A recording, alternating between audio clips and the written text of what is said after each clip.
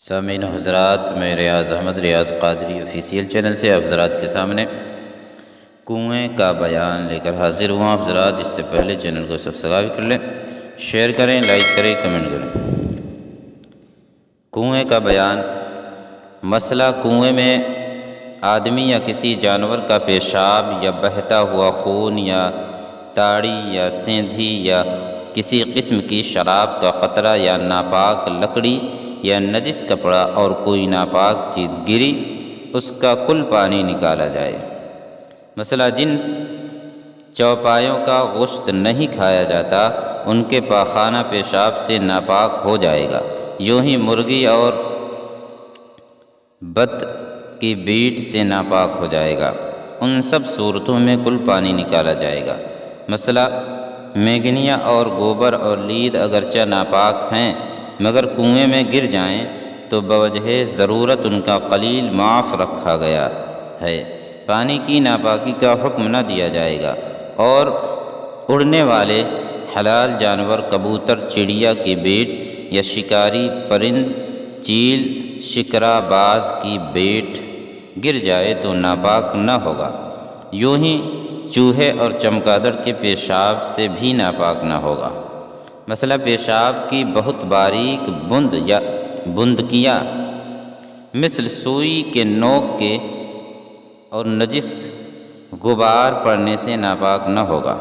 مسئلہ جس کنویں کا پانی ناپاک ہو گیا اس کا ایک قطرہ بھی پاک کنویں میں پڑ جائے تو یہ بھی ناپاک ہو گیا، جو حکم اس کا تھا وہی حکم اس کا ہو گیا۔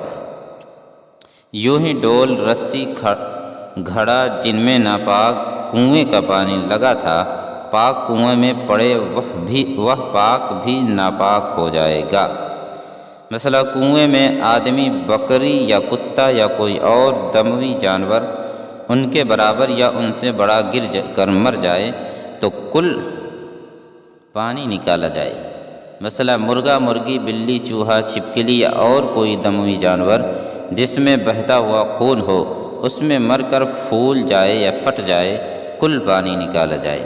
مسئلہ اگر یہ سب باہر مرے پھر کنویں میں گر گئے جب بھی یہی حکم ہے۔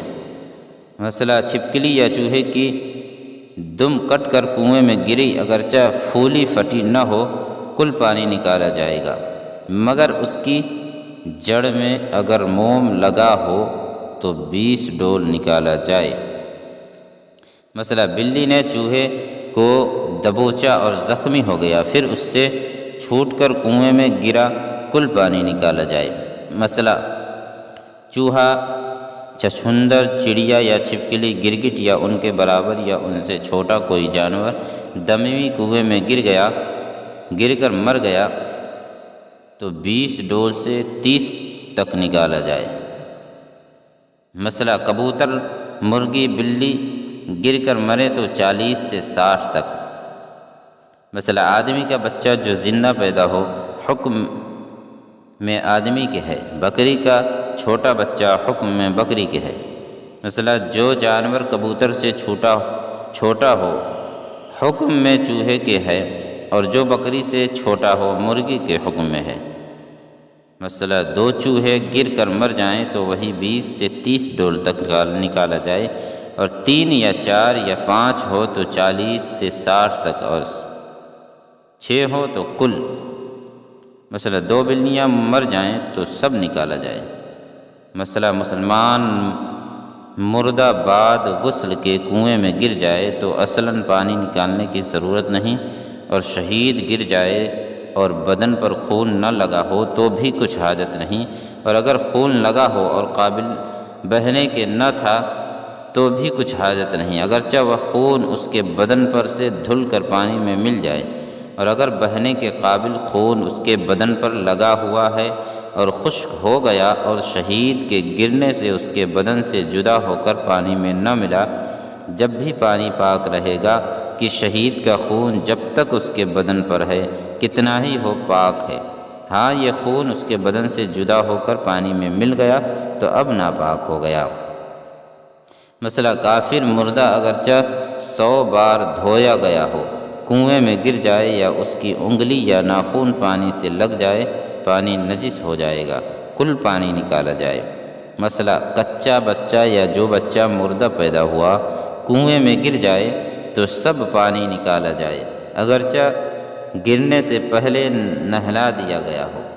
مسئلہ بے وضو اور جس شخص پر غسل فرض ہو اگر بلا ضرورت کنویں میں اتریں اور ان کے بدن پر نجاست نہ لگی ہو تو 20 ڈول نکالا جائے، اور اگر ڈول نکالنے کے لیے اترا تو کچھ نہیں۔ مسئلہ سور کنویں میں گرا اگرچہ نہ مرے، پانی نجس ہو گیا، کل نکالا جائے۔ مسئلہ سور کے سوا اگر اور کوئی جانور کنویں میں گرا اور زندہ نکل آیا اور اس کے جسم میں نجاست لگی ہونا یقینی معلوم نہ ہو اور پانی میں اس کا منہ نہ پڑا تو پانی پاک ہے، اس کا استعمال جائز، مگر احتیاطاً 20 ڈول نکالنا بہتر ہے۔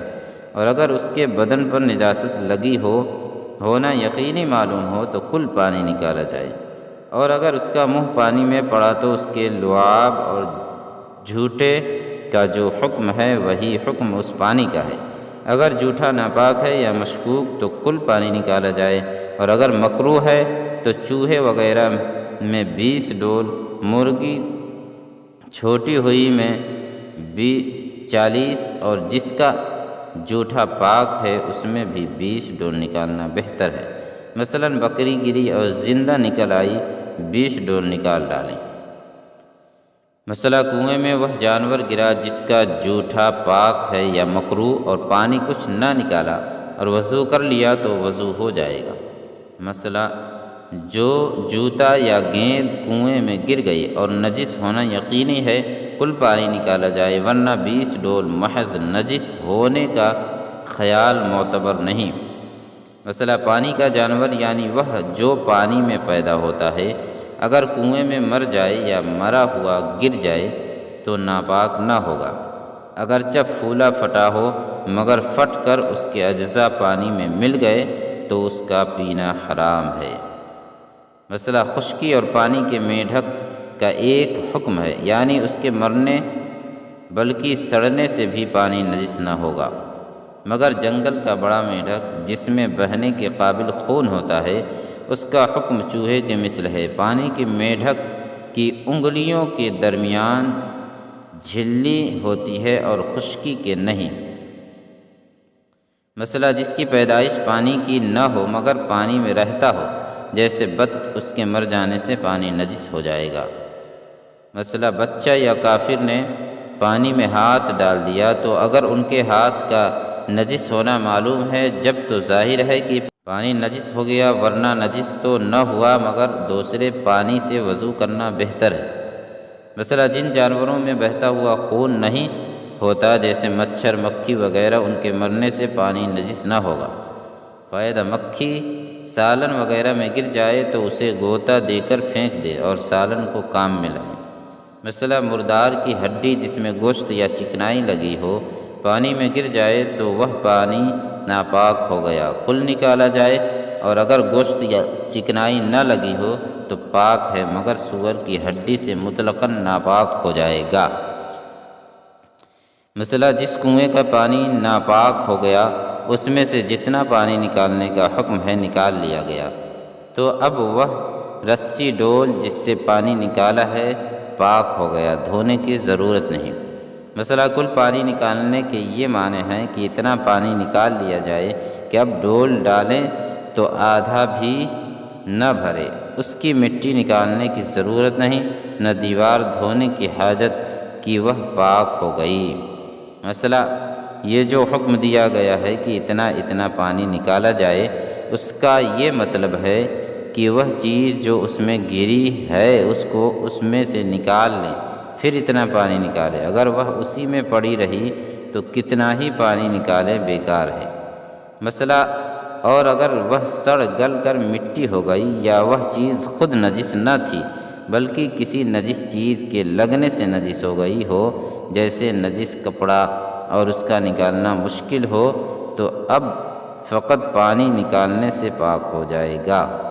مسئلہ جس کنویں کا ڈول معین ہو تو اسی کا اعتبار ہے، اس کے چھوٹے بڑے ہونے کا کچھ لحاظ نہیں، اور اگر اس کا کوئی خاص ڈول نہ ہو تو ایسا ہو کہ 1 سا پانی اس میں آ جائے۔